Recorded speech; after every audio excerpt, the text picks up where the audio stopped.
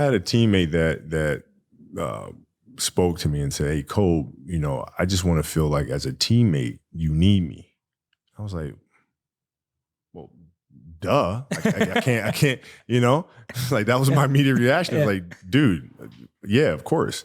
But I had to kind of think about really what he was saying and where that was coming from for him and his story and his journey and what that meant to him.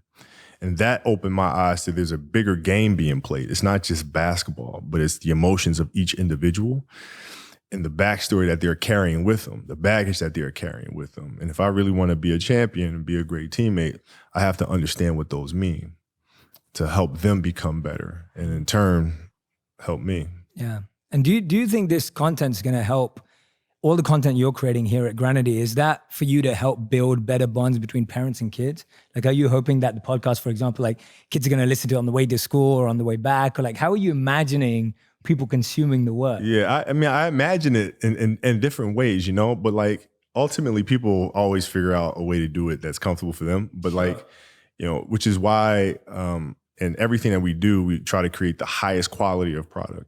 Right. Like, people will sit down and tell me, they'll say, okay, well, audiobooks, a very small percentage of people listen to audiobooks. We don't really have to invest too much in doing audiobooks. And what? Excuse me? No, because what if that one person just listens to audiobooks? That one family enjoys audiobooks. They have to get the best experience that I could possibly give them. So that means using a London orchestra.